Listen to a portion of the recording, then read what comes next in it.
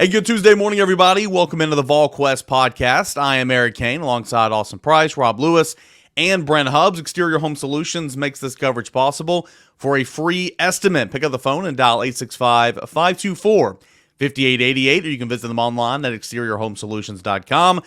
Windows, siding, roofing, garage, whatever the case may be, Exterior Home Solutions can be on your side. Pick up the phone today and they'll tell you what you need to know and so much more here in the summer months. All right, we got a lot going on today. Tons and tons of recruiting conversations, plus fall camp. Media day is today. Practice number 1 is tomorrow. And the first game is just right around the corner. It's literally a month from tomorrow, and being UT Chattanooga on the 31st of August. So a lot to get into. Let's start the conversation with recruiting. Austin Price, a really, really solid weekend, all considered, for Tennessee recruiting. Now, Tennessee is a top 10 class.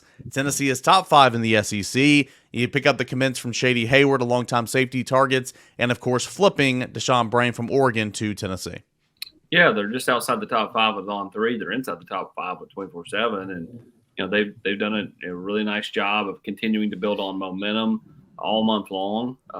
It's not like some programs who saw boom, boom, boom, boom, boom over a 5-day span. But what it has been is it's just been steady. Like, it's just one after another. And then, next, on the docket later tonight, Darion Smith will announce his decision coming up at 6:30, the defensive lineman from St. Francis. And then coming up on Saturday, you have the decision for top 2026 quarterback Faison Brandon. So, and then that hasn't even got to David Sanders yet. So, again, a really good weekend for Tennessee. They were able to build on some momentum they had already established and then build some new momentum with some guys that are in the 2026 class. Austin, I wrote this on Monday evening, I guess it was when it came out. We talked a lot in June about how do you manage the month of June, the timing of everything. Do you want to go early? Do you want to go late? Do you want to be in the middle of the month? Do you want to go big visit weekends? Do you want to go small visit weekends in terms of numbers? How do you manage all of that? I don't think there's a magic formula. I don't think you can look at this year and say, well, this is the absolute way that you are supposed to do it. But I think for this group of kids and this class that Tennessee has assembled, the roadmap they laid out for visits in June has landed almost absolutely perfect for Tennessee, which is something you don't see in recruiting the way it is. I mean, they didn't bat 1,000 in July. But, man, they had a high percentage in July of their targets who were slated to announce coming off of June visits. Yeah, 100%. It was like you hitting the fairway with your driver in July. Which is rare. Almost automatic. After last year, they looked like me with my driver, which was never. But, yeah, I mean, they did a really nice job. And I think it just goes back to the Bassmaster Ball always, loves to, make the comment like, I thought we were going to see more, of a trickle-down effect from the 2022, season. I think you have. I just don't think you notice it. I think what you see is Tennessee is in play with so many more big-time prospects that it's changed who they are recruiting, like the type of player they are recruiting. And so now all of a sudden you start to land some of these players, and it has been really, really impressive with what they've been able to get done in the month of July, what they've done at certain positions, tight end being one. Alec Abelin deserves a ton of credit for Jack Van Doorslayer, who he, basically made the first tight end he started going after when he got the job. A year out, built that relationship, boom, got him in the boat. Built a great relationship with Deshaun Brain, that Brain was willing to choose happiness over NIL and pick Tennessee over Oregon and flip from the Ducks. And then you got Joey Halsey's done a fantastic job with quarterbacks. I think Glenn has really, from a demeanor standpoint of some of the offensive linemen in the last 2 classes, they've been more, kind of in line with his line of thinking and his personality. And I think that's why he's had more success. And then, Kelsey Pope's done a fantastic job. And that's just the offense. So right. Tennessee's done a really nice job of building relationships. It's not all NIL. NIL is absolutely a part of the equation in recruiting these days. But it has been a little bit more just old school relationship building. They've done a nice job with it, and it's paid off. Well, Rob, I think that's I'm sorry, Eric. I think that's a really interesting point and a really good point that AP makes. And you saw this a little bit in basketball when Rick Barnes was first getting started. Everybody's asking, where's the 5 stars? Where's the big names? It came, but it came even a couple of years after Grant Williams and Admiral Schofield and those guys had the big time success that they had. It's not just an immediate, like you beat Alabama in 22 in football and everybody wants to know that next week. Well, who are they getting? Who are they getting out of it? There is a lag there before you start to see some of that impact.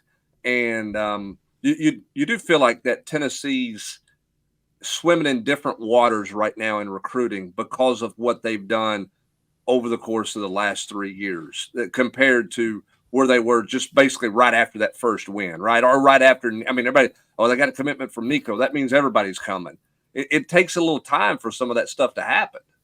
Well, to your point, Hubbard, about they had a great July, but how much of that, and AP knows this, and we've all talked about it, but how much of that is because they had a good July last year with some of these kids who were coming off a sophomore year, who maybe, or how many of these kids, I'm sure we could look it up or go back to War Room. How many guys in this current class visited, in January of 23 after that Alabama win, after that 12-win season, when they were, sophomores in high school? That to me is where the trickle-down effect is. It wasn't when kids who, might have been high school seniors that year or whatever. It was like AP said, it like you said, Hubbard, it's just a different level of kid that Tennessee is in on. And it would be interesting to go back and look. Maybe I bet this is something to be in Matt Ray's wheelhouse. How many of the guys that are in the commitment list, or were Tennessee was in the top 3, did Tennessee get in on after that 22 season when those guys were young? And I think that's where the trickle down effect came. You go and you look at at Hubbard's column that he put out there last night, and AP. I don't pretend to know the exact numbers and the percentages every single year, but obviously you guys have covered recruiting for quite some time. 40 official visitors in the month of June for Tennessee. 40. Of those 40, 18 are in this class. Some came in already committed, I recognize that, but you're batting nearly 500 with official visitors in the month of June that have turned around and committed to this class. You're never going to bat 1,000. It's going to be rare if you get over like 50%, close to 60%, I would imagine. You're batting nearly 50% with those 40. That's an incredible stat in my opinion. Well, and if you land Onus and David Sanders, yeah, exactly, you are batting 50%, right? Which is unheard of. Yeah. Again, they've done a nice job of pinpointing it. That goes back to the scouting department. Listen, he will not want me to do this, but I'm doing it anyways. And Hubs will smile when I do this. Make no mistake that Tennessee being in North Carolina and having success in North Carolina is directly responsible to one guy, and that's Scott Altizer. Scott Altizer was Phillips' recruiting guy for years, went to be the assistant AD at Chattanooga, came back with Heupel. He understands the footprint as well as anybody, and the rule is the rule most of the time, not always. But, North Carolina has to be a big part of what Tennessee wants to do. Why did Clemson have success for such a long stretch there? They were killing it in North Carolina. Georgia was killing it pulling in Todd Gurley from North Carolina and other North Carolinians. Tennessee, all of a sudden, go back to the end of Jeremy. You pull in, guys like Jalen Wright, but then Heupel got here and they've been a player with James Pierce, David Hobbs. Now they're a heavy player with David Sanders. They've already got Charles House. In 26, Faison Brandon, Kendra Harrison, Smoke Matthews, Brody Keefe. You can keep going right down the line. The Dunham kid that was here this past weekend who plays with Brody Keefe at Myers Park. The state of North Carolina is really important. The state of Virginia is really important to Tennessee. I would expect them to continue to try to be a player there on some type of level. They've had 2 guys the last 2 years, Cam Selden, Peyton Lewis. I think Tennessee will continue to try to be a player there. I think it's important. Obviously Georgia is always going to be uber important, but they've got to be a player in the Carolinas and the Virginia. They've always been money states for Tennessee in the recruiting process. And you're starting to see that again. Again, if you get David Sanders on the 17th and then, Faison's going this weekend and you land him, how much does that help you just build with him, their ability to go out and tell Kendra Harrison, man, come here. Brody Keefe, come here. Smoke Matthews, come here. I just think it plays really well. And David Sanders, a guy like Leo Delaney, who is his right tackle to his left tackle there at Providence Day. a high-end 26 offensive lineman. So I think you just have to continue to beat the Tar Heel State, because those kids don't want to play basketball. They want to leave that state. Well, and that's the point I was going to make. And Rob, you know this, covering it for years. I mean, that's the state where more people have left than stayed through the years. Even when Mac Brown had it going the first time at North Carolina, he was still fighting like crazy to try to keep some top end players in the state of North Carolina, because guys were leaving. You know, it was Steve Shipp going to Florida. It was Derek Chambers going to Florida, you know, years ago. I mean, there's always been a lot of guys who have left that state instead of staying at home to play for Duke or North Carolina or NC State or Wake Forest. They've been comfortable leaving the state. They always have been in football. And you're seeing that, you're continuing to see that. Tennessee's just decided to play in it after a couple of coaching staffs did not recruit that state hardly at all. They just made no investment into it. Yeah, I mean, unless you're Drake May and come from a family like that, I mean, you just don't dream of, you know, growing up and playing football at Carolina. And heck, he almost went to Alabama as a transfer.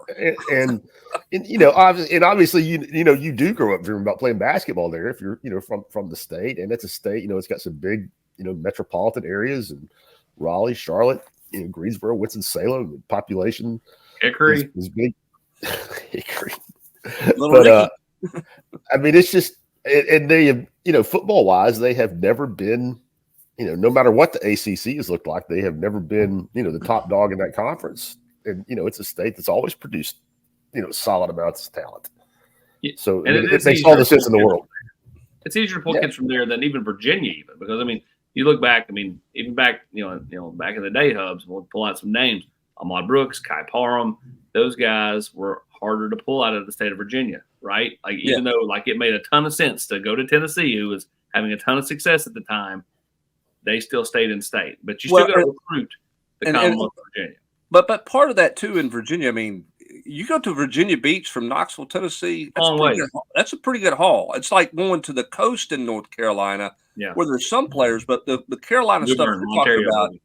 I mean, Charlotte's 3.5 hours. I mean, you can get from Charlotte to Knoxville about like south side of Atlanta, west side of Nashville, depending on road construction. I mean, it's not a far haul, is what I'm saying, which is why there should never be a situation where Tennessee is not swinging hard from the middle of North Carolina to the west coast of North Carolina for sure. The eastern end of North Carolina may be a little harder because of distance, but middle of the state west, Tennessee should always be in there trying to swing and make some hay. So at current standing, of course, Tennessee's got 20 commits, 7th nationally according to On3, 4th in the SEC. AP, you mentioned obviously the big two targets out there remaining. Not going to be the last two, but the two big ones right now, Onus, the cornerback, of course, 5-star offensive tackle David Sanders. Where is Tennessee kind of with both of those right now? And if you get those two guys, I mean, you're guaranteed a top 10 class. Onus Conan-Banny. Yeah, Onus Conan-Banny, you know, down to 2, Tennessee, Florida State. You know, much like Shady Hayward, Tennessee's always kind of been there for Onus. Feels like they have a ton of momentum heading into his visit. And he was here this past weekend, which, again, I think, you know, you start connecting dots, and that makes a lot of sense for Onus. But he's a big, tall corner, just scratching the surface. Again, originally from France and England.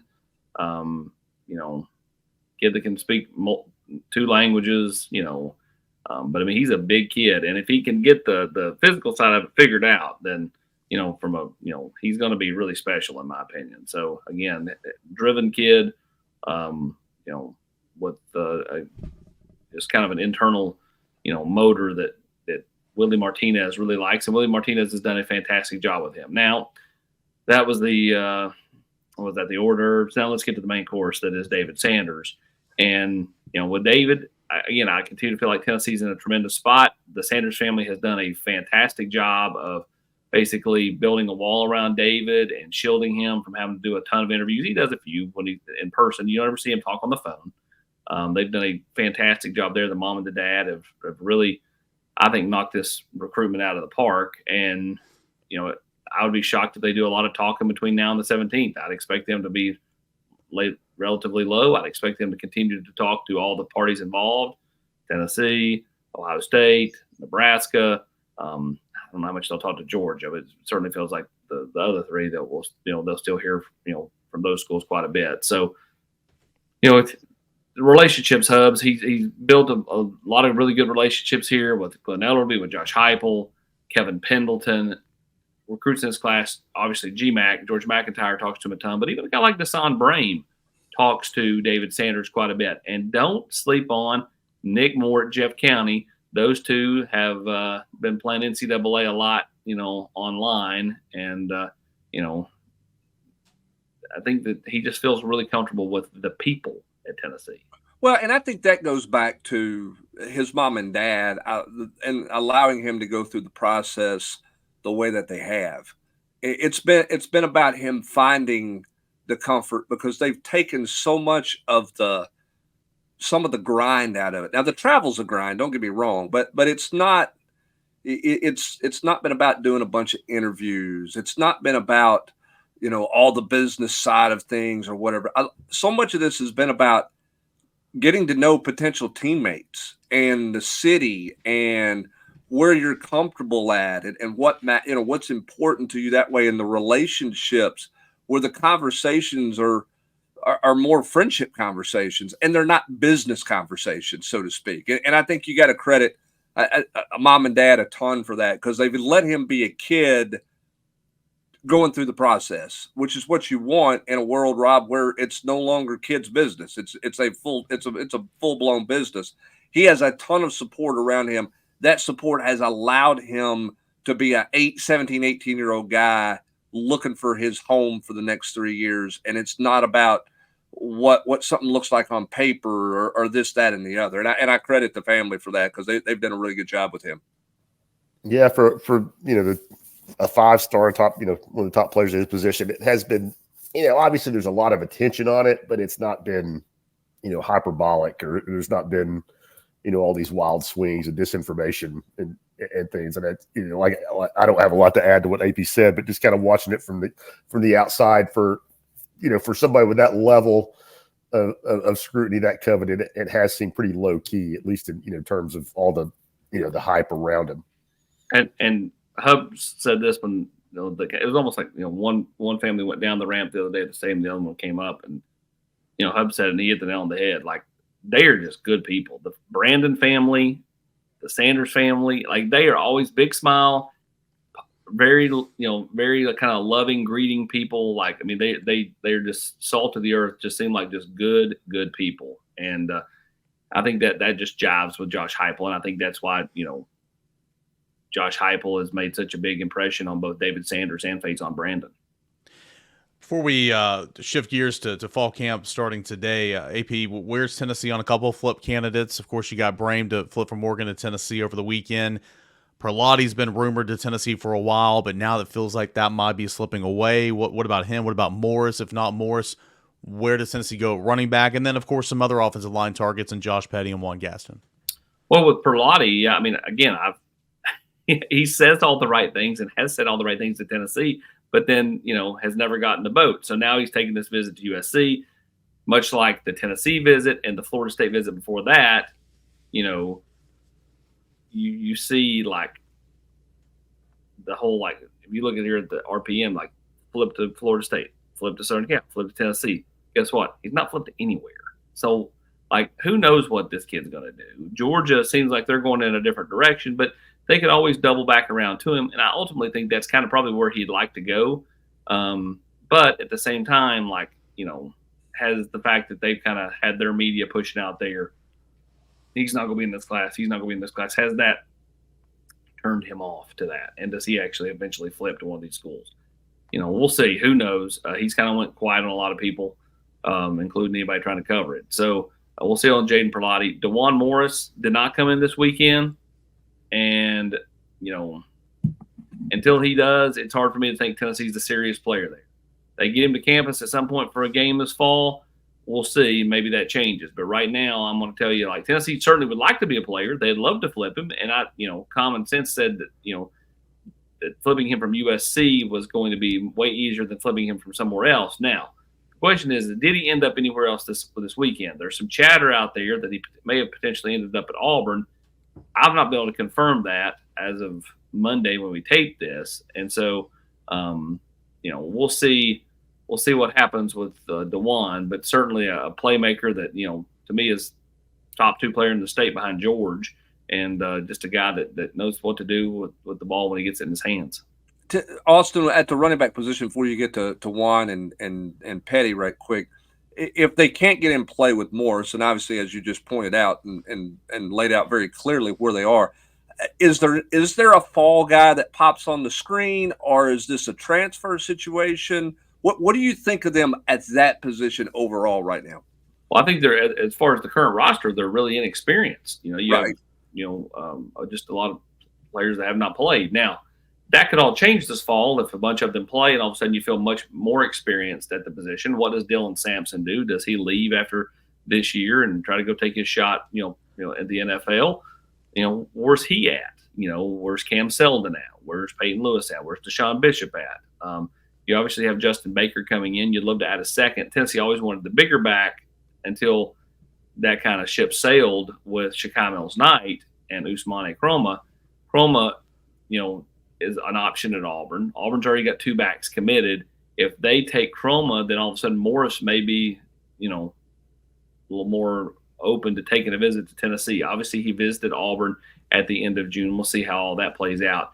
I think ultimately, unless somebody pops up this fall, which is possible, you're probably looking at the portal for a running back. But they're not. You don't feel like they're in a desperation mode in that position right now with this class. Okay, that's the question I was at. I should have asked that very clearly earlier. Sorry. All right, go Petty and Juan Gaston right quick. Petty, that one does not feel like it's Tennessee. He'll come in on the 12th. And Juan Gaston, nobody knows about. As Rusty Manziel said in his Rusty's Ramblings on Monday, Juan and his parties, they do not talk. And there is no interviews. There is no chatter. Obviously the people down in Georgia feel good, but I'm told Georgia does not know for sure that Juan is coming there. And so Juan is Juan, and he does not talk. And again, he's got the 3. It's Georgia, Tennessee, and Oregon. None of them would surprise me. It wouldn't surprise me, and I would be sitting here with, a story with old quotes, because I don't think Juan's going to talk ahead of time. If he picked Tennessee, would not be shocked. Obviously, if he picked Georgia, and I would not be shocked if, he went against what everybody's line of thinking is Juan is such a homebody, such a big family guy, that they don't believe he's going to go all the way across the United States to Oregon. But it wouldn't surprise me if he did. Again, the kid doesn't talk, so who knows? So Tennessee sitting really, really good in terms of recruiting. A great weekend. 2 more commits jump in the boat, 20 commits overall.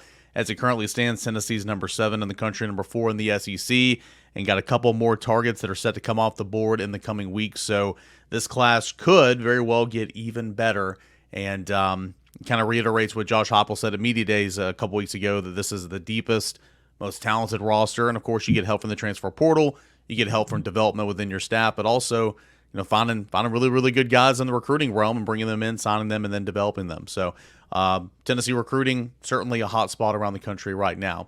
Hey, when we come back, let's take a look at Tennessee fall camp. What's the number one thing outsiders need to know about Tennessee entering fall camp? That's coming up next as we continue on. But first, a word from our friends over at Exterior Home Solutions. Severe weather can strike at any time in East Tennessee, and Mother Nature can do severe damage to the first and most important line of defense that you and your family have against Mother Nature, and that is your roof. Whenever she strikes, make sure that you call the people that I call. Make sure you trust the people that I trust, and that's my friends at Exterior Home Solutions, because they're more than friends, they're truly family.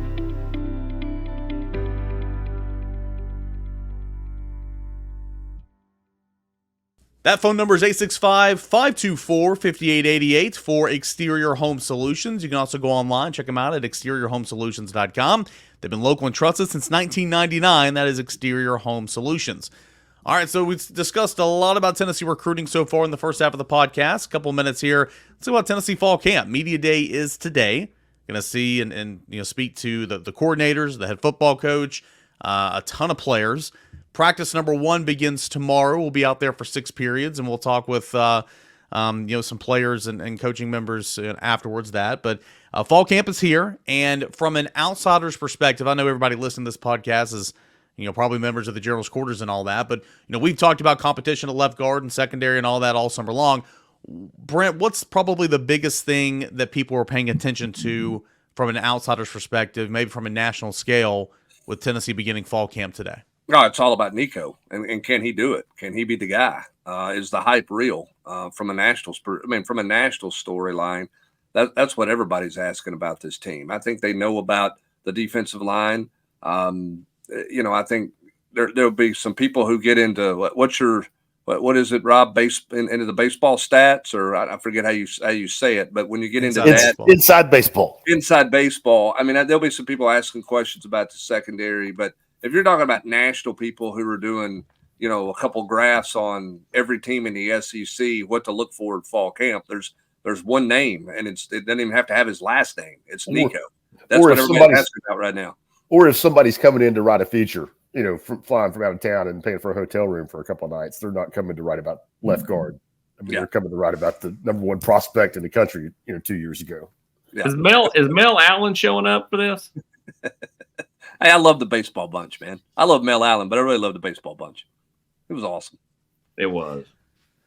I go back to something Hubbard said a couple of weeks ago about, maybe the biggest question, at least offensively, is, of course, left guard. Who's going to be the starter at left guard? But the question really should be about the tight end position because it's brand new. You've got veterans that have played at left guard, and you've got some options that are experienced there, but you really don't at the tight end position. You feel good about the playmaking ability at wide receiver. You feel good about Nico. Of course, everything you guys said, we'll have to see if he can, be the guy, but you feel good about that option. You like Dylan Samson, and, there's some question marks about the running backs behind him, but really the tight end position, Rob, is brand new, and that's such a vital, important piece. It felt like Miles Kitzman gave the staff a lot to feel good about in the spring, and then a healthy Ethan Davis along with transfer Holden Stays. That's going to be a massive storyline in fall camp, at least from the insiders, here on the GQ. Yeah, I mean, you're spot on. I mean, and I think you make a good point about left guard. We've talked about it, but I mean, whoever ends up as the starter there is going to be somebody that's played some football for you. Whether it's Jackson Lampley or Carrick, or you've got some veterans there. But yeah, EC, it is kind of fascinating at tight end, with Stace, and everybody thinks Ethan Davis is a phenomenal looking prospect, but he's yet to, he's got to go do it. I mean, he played wide receiver pretty much in high school, injured last year. So, and that's a position. I mean, I don't know how many words Hubbard's written about it, but I mean, how important is that position in this offense? I mean, it's may not, put up sexy stats, but I mean, that's a big deal, in terms of what they want to do. So yeah, that's it's hard to overstate how important that, that tight end, and you got to hit on your transfers, and early returns are very positive, but that's a huge factor in fall camp. Brent, how will Tennessee manage guys like Cooper Mays, guys like Dylan Sampson, guys like Brew McCoy over the course of the next month? Well, I mean, they're going to have a fight with Keenan Peely and Brew McCoy. Yeah, Keenan Peely's a good one. On getting them to slow down. AP, you and I have had enough conversations with Keenan Peely. The mentality he has, part of the culture that he's a part of, and they just don't believe in an off day, and it's like, buddy, you've played a gazillion snaps in your last 7 years or 8 years of college football, whatever it is now. You're needed on Saturday. Like, there's no point in you getting yourself beat up in fall camp in any way, shape, or form. So they'll probably have to take his helmet some days and just hide it to where he doesn't practice. I think you're going to fight that a little bit with Brew McCoy as well. But, yeah, you got to be smart. I mean, Cooper Mays, I joke about the bubble wrap, but, man, you just don't want anybody rolling up on him. In a pile. I mean, I'm not saying that he doesn't need some contact, because that's a given. That position has to have some contact, but you got to find a backup center anyway. So how much better is Cooper Mays going to get as a football player in 20 days of practice in August before they play the first game? Now, there's a difference in getting in shape and getting some contact work to get in physical shape to play versus really improving at that position. With all the snaps he's played, how much better of a football player for this team this fall is he going to be by going and scrimmaging 70 snaps on a Tuesday in August? My answer to that would be very little. Whereas you need to find you need to find the backup center anyway. You need to create some competition at that backup center position. So I'm for giving Cooper Mays hey, buddy, whenever you think you've had enough contact, we're good. Is where I am with Cooper Mays. Maybe and a lot of it can be too, like, I mean, he can practice, he can do individual, he can do inside run, he can do a whole lot of that stuff. But it's like, okay, well, for this team portion, for this 11-on-11 portion, all right, William Satterwhite, get in there. You know, we've seen enough of Cooper. I mean, it doesn't have to be like straight up quote unquote maintenance day where your helmet's off to the sideline and you're not doing anything. Right. Like he can still be getting some work. It might just be taking some of those team reps off. Yeah. Well, I mean, and who else do they? Go ahead. Who else, Hubbard, do they try to work some at center this fall? Well, I mean, Satterwhite, but is there another person they can do that with? I think that's an interesting question because it doesn't feel like it's Vice and Lang to me. Maybe you feel differently, AP, but for me, it doesn't feel like that's just clicked for Vice and Lang. I wonder if he gets more of a look at guard. Is there one of these young guys to go with Satterwhite? You know, I'm fascinated by Jesse Perry and his future in this offense because he's the one guy that I thought needed at least a year, maybe a couple years before he could ever get there, right, AP? I mean, he played beer in high school. Oh, single wing, Hubs. Or single wing. You're like, okay, he can't kick step, right? He can't pass pro. Like that guy's, I mean, great looking frame. Saw him in camp, you know, as a high school player. Love his athletic ability, but he's like, that guy's not going to be. I mean, he's a ways away. Then you hear everybody talking coming out of spring practice. He was as good as any of those newcomers in spring ball, physically and mentally. Could that guy get a look inside somewhere? I mean, if you can work inside at guard, maybe you could work inside at center. I don't know. I think the tackle situation for Tennessee in 25 and beyond is pretty interesting. And so I think if you're Glenn Ellerbe, because you're set at 4 of the positions on the offensive line for this fall, you spend some time looking at who can play where, right? I mean, does that mean Ginther getting more work at guard? Does that mean Perry looking somewhere else other than tackle? I think you can mix and match a good bit if you're Glenn Ellerbe to build some depth for this fall, but also, Eric, to try to figure out exactly what you think things may look like in 25 for you. Because you've got good bodies that you feel good about, but how does that puzzle piece all fit together, depending on who comes and who doesn't come in the rest of this class, plus what you just brought in? Yeah, no doubt. I mean, I couldn't agree more. And also you have, you know, looking ahead to this fall, you have those security blankets of a couple of veteran interior options. So like say it's Andre Carrick who starts at left guard, still got Jackson Lampley. Who could play either guard spot, and Dane Davis, who could play all of them. Yep, yeah. If a tackle goes down, you got Dane Davis. So, like, you have those safety nets a little bit for this year. So, yeah, I couldn't agree more. If you got a guy like Jesse Perry who's not going to play this fall, get some work in. I play in 4 games. I play all those has 4 games. Yeah, not going to be in the 2D big part of the conversation is what I mean. Yeah, give him a look somewhere else if he's a guy that you think could maybe help you out here next football season.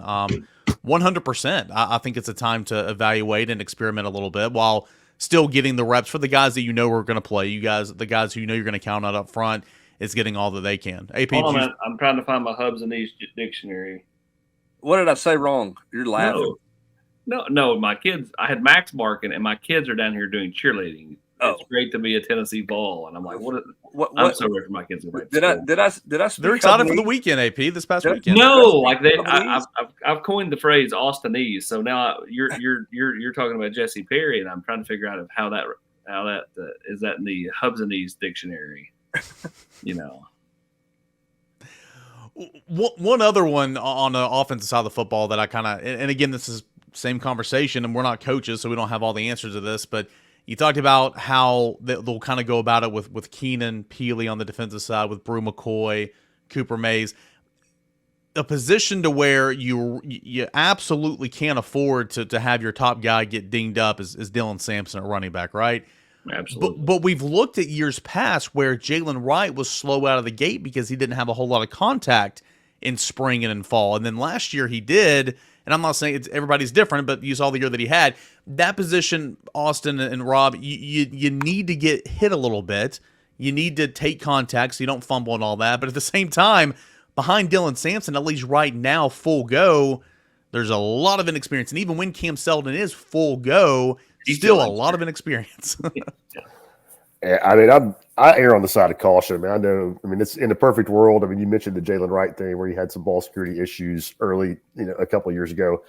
You just can't afford to have Dylan, not 100% for NC State. So I mean, again, I totally agree with you, VC. You'd like to get him some contact, but man, you can't. I don't think you can risk it personally. But yeah, and here's the thing. I mean, 2 years ago, Jalen Wright was all because he had a leg pull. And that's why he didn't go through fall camp. He was the catch me out, Austin, all last summer. He didn't run for 100 yards and combined in Tennessee's scrimmages in fall camp. I mean, they managed him. They got him enough and then kind of got out of the way with him. They did not beat him up in fall camp. So I think they'll be smart. I think you can get enough contact and some 9-on-8 stuff and, some individual drill stuff that way and get yourself ready. Again, that's a guy who wants to practice. He was mad in spring. He didn't get a bunch of carries in the scrimmage. Yep. That's just the reality. He just has to understand that's where it's at and that's where they are. You're just not going to take those chances there. And listen, he's not getting 20 carries for me against Chattanooga either. I mean, we're just get him lathered up and shut him down, and we'll see in week 2. I just think that's what you have to do with some of those guys. I think one of the more intriguing conversations here lately is now we look at the defensive side of the football. I mean, we know about the defensive line. We know, you need a healthy Keenan Peely. All these young guys got experience now. You feel better about linebacker.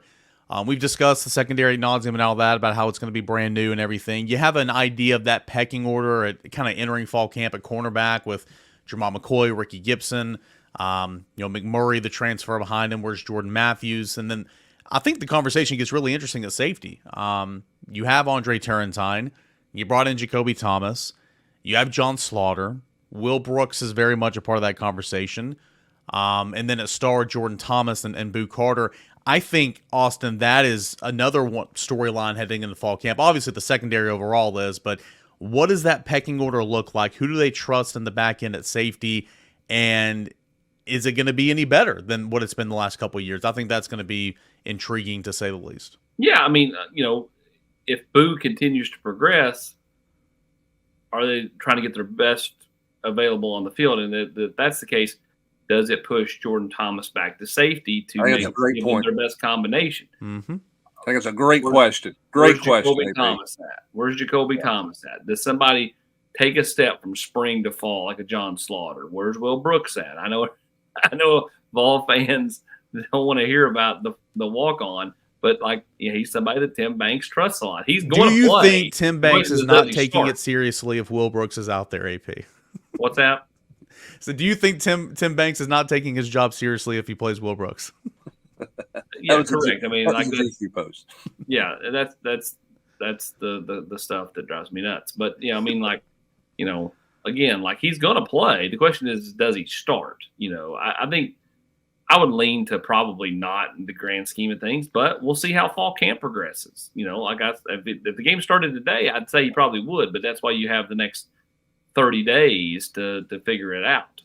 Well, and I think the question on the back end too, Rob, is how much is there a point where Tim Banks steps outside of his comfort zone and rotates guys?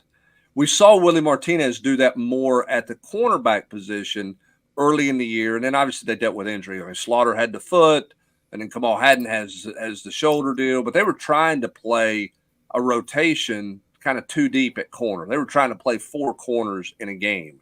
Where they didn't rotate was at star and at the safety positions. Do they get outside their comfort zone there and rotate and play some guys there, or do they get locked in on 3 guys and be done with 3 guys? I think that's the $1 million question that we don't know the answer to that this team gets into the weeds in the football season. Yeah, I mean, golly, from what we've seen the past 3 years, I mean, when you almost have to say no, I mean, that's not what he wants to do. I mean, I think the body of evidence that we're working with, I mean, is there really not been anybody in 3 years that could have stolen 12 snaps a game from Jalen McCullough on the roster? I mean, I'm not saying there is or isn't, but I would have a hard time thinking that there was not somebody who you could put out there for 3 or 4 series without having a huge drop off. Now the Turntine's moved to number 2, Rob. I'm not so sure Jalen McCullough won't be back out there come Chattanooga. How will we know? I mean, has it been a depth thing, or does he just like to pick three and go with it? I mean, I think it's clearly been a comfort thing for him, a trust thing. That's what I think. And so now you get back to where's his. We know he has trust in Will Brooks. I think that's pretty obvious. I think they've gained trust in Turrentine that they did not have with him until he was forced onto the field, which is why he didn't play many snaps before he was forced out there due to injuries. The question is, where's his trust level with Jacoby Thomas? Where's the trust level with Boo Carter at Star? How quickly do they get there? John Slaughter, is there some trust level? I mean, that's, to me, the question coming out of fall camp at safety is not about who starts, but who does Tim Banks come out of there thinking I have more than two? Because I don't think he's come out of a preseason camp the last 3 years thinking I've really got more than two safeties. So that leads me to the question of, well, if you have that trust now more than you did with Andre Turrentine because you were forced to play him, Brent, or AP, then why not usher in a little bit of John Slaughter? Why not have somebody else a part of that rotation early on to see what you have there? I think that kind of be, I'm not saying Andre Turrentine's an All-American, but if you have more trust than you do in him than you did before because you had to play him, why not throw him out there for a couple series beforehand and see what you have? I'm intrigued to see what that rotation looks like at safety and if maybe it's going to be a bigger rotation this year. Yeah, I agree with you wholeheartedly. There was some force change there in the secondary, a lot of new faces, a lot of new bodies, and just, I think everybody understands where they're at corner, maybe a little bit more at nickel, and we'll see what happens at safety. Either way, you've got a lot of just a lot of new bodies in the secondary that I think fans can get excited about. Last thing I want to hit on before we say goodbye real quick from those position previews. Rob, you and I spoke on it. AP, let us know what you've heard as well. The kicker position, and we know Jackson Rawls is going to be the punter. Salanci's going to be the long snapper. Tuberville is going to kick off. Kicker position's interesting because at first you thought it was going to be Tuberville, and then you've got JT Carver in the mix as well, but maybe it's going to end up being Max Gilbert. What have you heard about Max Gilbert kind of entering camp, and is that going to be a full-blown competition over the next month for place kicker? It'll be a competition. It'll be Max Gilbert, though. So a lot of praise for Max Gilbert, who's coming off again. Had the knee injury over a year ago, and redshirted last year. But a lot of praise for him, heading into this season. And again, someone who trained with former Vol kicker James Wilhoit, someone who has a ton of confidence, and I think that's a great thing at the kicker spot. A lot to get into as fall camp begins officially with practice number 1 tomorrow, but today is media day. We'll hear from Josh Heupel, his coordinators. Sorry, guys, my hamster jumped off the wheel. I was trying to hit it with my little remote right here. What happened? No, that's Eric's light that goes in and out. Okay, that is true. I love when it goes out and then he clicks the other light, which is just like a natural like desk lamp. I had no idea what happened there. I apologize. It's so annoying. 37 minutes here the last couple of weeks have been the cutoff. When it's 37 minutes, my light goes out. It's very frustrating. Brent Hubbs, a lot going on right now. No better time to be a member of Volquest.com. Recruiting at nauseum. We got fall camp. Just a really, really happening place over there on the GQ right now, and of course throughout football season. Yeah, no doubt. We're rolling out video practice highlights, observations, all those things. We'll get cranked up tomorrow. If you're watching this on YouTube, be sure to take advantage of the special offer that you have on the screen. I promise you will not be disappointed. If you've been a part of Volquest for the last couple of months, you knew everything that happened this past weekend. You knew was coming. Nothing was a surprise to you in any way, shape, or form. So that's the world of recruiting, is to lay the roadmap out of kind of where everybody's at, what they're kind of thinking, and where momentum feels like it is, and all those things. We talk about that constantly at Volquest and answering your questions on the GQ. Obviously, full coverage of everything about this football team that Josh Heupel's putting together, his deepest of his tenure at Tennessee. Basketball is up and running. Rob and Grant have had a bunch of basketball stuff. They'll continue to follow some of that stuff, follow recruiting as well in basketball. Tons and tons of things going on. We got some stories coming out in the next few weeks with some sit-down interviews with some people of note, different things like that coming up. So there's no better time to check us out. I don't push for it enough. I know I don't ask for the sale. That's why I've been a terrible salesman. But I'm just telling you, if you're not a part and you're only keeping track of things through this podcast, you're leaving a lot of meat on the bone. We try to bring you a lot of stuff on this podcast, but you're leaving a lot of Tennessee coverage, a lot of that meat on the bone with Tennessee news if you're not a part of Volquest. Plus, sometimes you get free trips to Chile if you're a member of our podcast as well, courtesy of Rob Lewis. So that's something you can come in and just depends on how you act, right? Yeah, just look forward to as well. All right. For Rob Lewis, Brent Hubbs, Austin Price, I'm Eric Kane. Big thanks as always to our friends over at Exterior Home Solutions.